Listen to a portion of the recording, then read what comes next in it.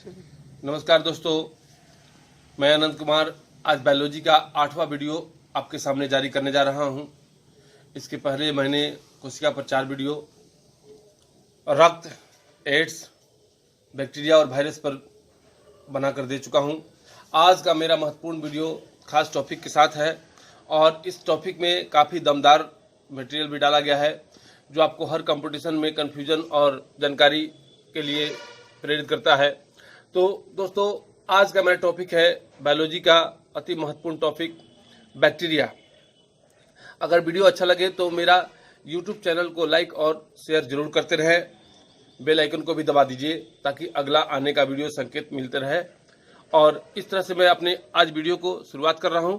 गौर से इस वीडियो को देखिएगा और देखने के बाद जरूर कॉपी में लिखने का प्रयास कीजिएगा, क्योंकि जितना आप बार देखेंगे उतनी बार दिमाग पर ये क्वेश्चन बैठेगा और लिखने से दिमाग पर कंसंट्रेशन के साथ मेमोरी में बैठेगा।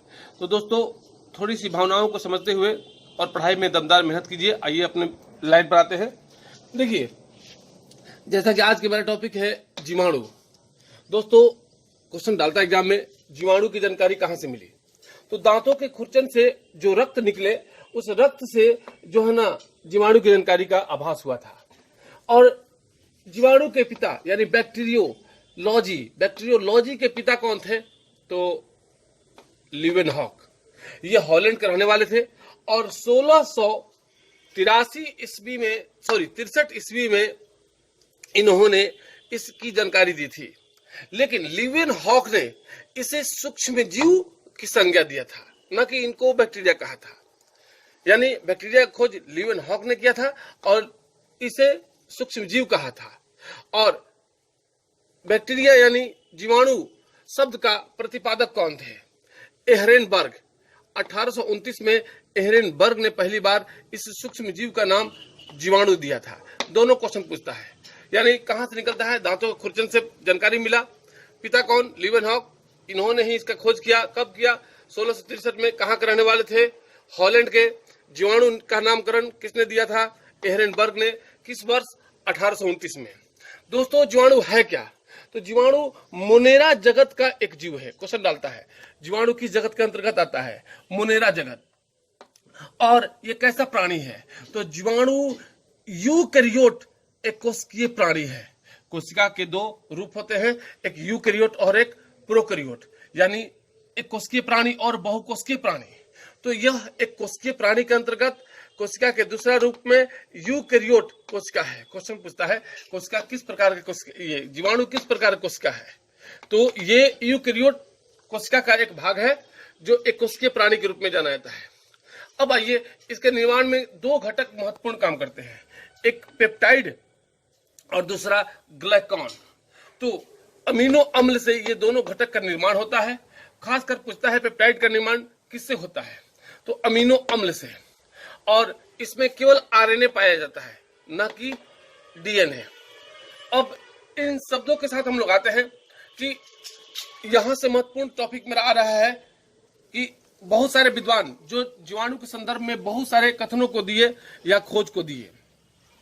तो दोस्तों, जीवाणु का पिता भी हमने बताया लीवेनहॉक, हॉलैंड के रहने वाले, 1663 में। नामकरण किए थे 1829 में एहरेनबर्ग। गौर से सुनिएगा और ध्यान से इसको कॉपी में लिखिएगा। लेकिन लुई पाश्चर ने इसे किण्वन के आधार पर जर्म सिद्धांत का जन्म दिया था। क्वेश्चन डालता है, कोशिका के संदर्भ में जर्म सिद्धांत के जन्मदाता कौन थे? Louis Pasteur. लुई पाश्चर ने जर्म सिद्धांत किस आधार पर दिया था? किण्वन के आधार पर। दोस्तों, अब आते हैं, इसी लुई पाश्चर ने इसके अलावा बहुत सारे कार्य किए थे। दूध का पाश्चराइजेशन, यानी दूध को फटने से या खराब होने से बचाने का तरीका लुई पाश्चर ने निकाला था। इस खट्टा होने से बचाने का तरीका को कहते हैं पाश्चराइजेशन। रैबीज का टीका, इसका भी खोज लुई पाश्चर ने किया था। तो दोस्तों, लुई पाश्चर ने क्या क्या किया? जर्म सिद्धांत, दूध के पाश्चराइजेशन का सिद्धांत और रैबीज का टीका का खोज। अब आइए, बीसीजी टीका का खोज किसने किया था? कॉलमेट ने। क्वेश्चन डालता है, कलरा और तपेंदिक जीवाणु को अलग करने का श्रेय किसको जाता है? रॉबर्ट कोच को। क्वेश्चन डालता है कि कलरा जीवाणु और तपेंदिक जीवाणु को अलग करने का प्रक्रिया किस विद्वान ने निभाया था? रॉबर्ट कोच ने। डिप्थीरिया का खोज किसने किया था? कुलीबॉस। डिप्थीरिया की बीमारी भी है, जो आपको आगे चलकर इसमें बताएंगे। डिप्थीरिया खोज कुलीबॉक्स ने किया था। अब आइए, जीवाणु का जो जन्म होता है वो दो प्रकार से होता है, यानी इसकी प्रजनन कितने तरीके से होता है? दो तरह से। एक लैंगिक जनन, जिसका दूसरा नाम है कारिकी जनन, और तीसरा लिंगी जनन। लिंगी जनन तीन तरह से कार्य करता है: संयुक्त गमन, जीन वाहन और रूपांतरण। क्वेश्चन डालता है लिंगी जनन कितने रूपों में बंटता है?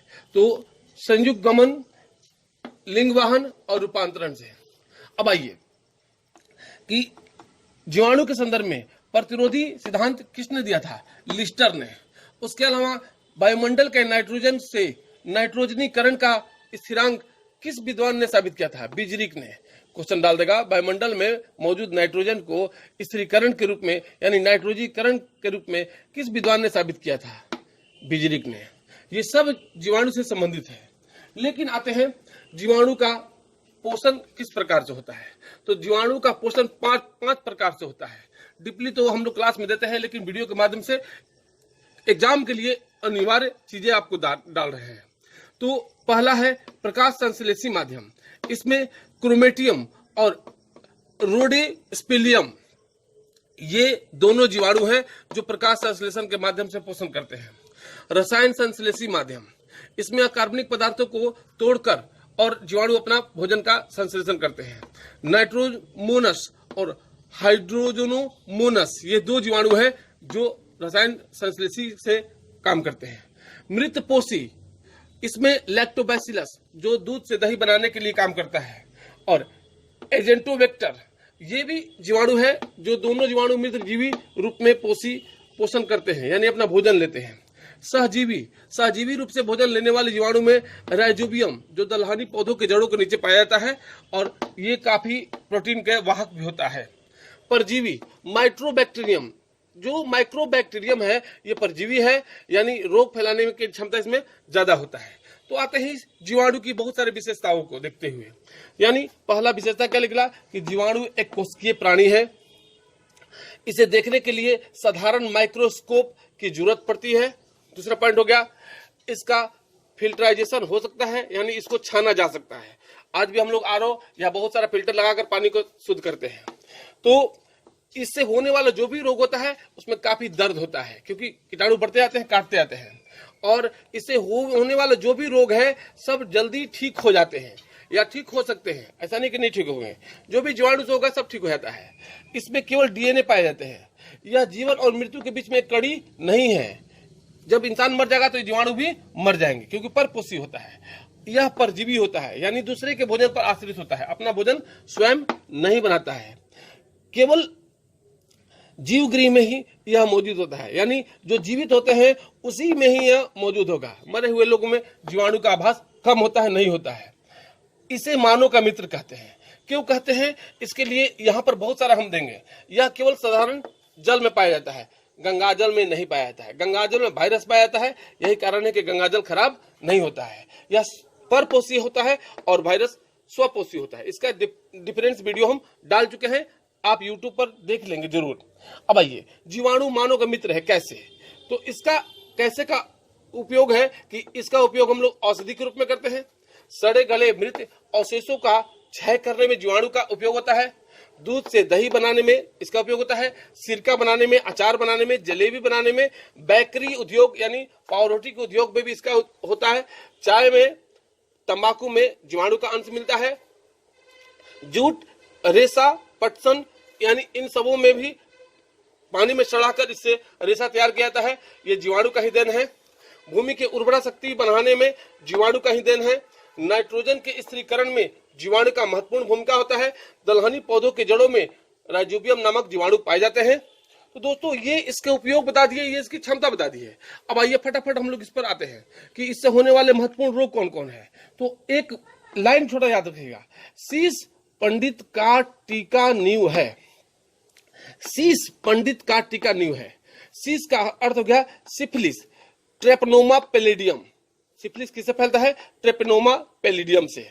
से हो गया सुजाक, महिलाओं की एक बीमारी होता है, यह होता है गोनोकोकस जीवाणु से। सुजाक किससे फैलता है? गोनोकोकस से। प से हो गया प्लेग। प्लेग होता है पासुरेला पेस्टस से। क्वेश्चन पूछता है डी से हो गया डिप्थीरिया। डिप्थीरिया किसे होता है? कैरिनोबैक्टीरियम डिप्थीरियाई, जीवाणु का नाम है कैरिनोबैक्टीरियम डिप्थीरियाई। आवाज को गौर से सुनिएगा और कॉपी में लिखिएगा। त से हो गया तपेंदिक। तपेंदिक किससे फैलता है? माइक्रोबैक्टीरियम ट्यूबरक्लोसिस, इस जीवाणु का नाम है। का से हो गया काली खांसी। एक होता है काला जार जो सेंड फ्लाई परजीवी से होता है, लेकिन यह है काली खांसी। काली खांसी होता है किस जीवाणु से? हीमोफिलस पर्टुसिस से। क्वेश्चन डालता है काला खांसी किस जीवाणु से उत्पन्न होता है? हीमोफिलस पर्टुसिस से। अब आइए कोड है। कोड होता है जो हम लोग लेप्रेसी बोलते हैं, तो माइक्रोबैक्टीरियम लेप्री इसका नाम भी है, माइक्रोबैक्टीरियम लेप्री यानी लेप्रेसी, जो हम लोग चरक कोड बोलते हैं, वो इससे फैलता है। अब देखिए न्यूज हो गया न्यूमोनिया। न्यूमोनिया होता है डिप्लोकोकस न्यूमोनी, जीवाणु का नाम है डिप्लोकोकस न्यूमोनी। ह से हो गया हैजा। हैजा हो गया ब्रिबियो कैलेरी। और ट से टिटनेस, इसका हिंदी नाम है धनुष टंकार, और यह क्लास्ट्रीडियम टिटेनी। तो दोस्तों ये आज का मेरा वीडियो बायोलॉजी में जीवाणु से संबंधित है, और आशा ही नहीं उम्मीद करते हैं कि इस वीडियो से आपको काफी मदद मिलेगी। अच्छा लगे तो लाइक और शेयर जरूर करें, और सफलता एजुकेशन बाय अनंत सर मेरा यूट्यूब चैनल का नाम है। धन्यवाद।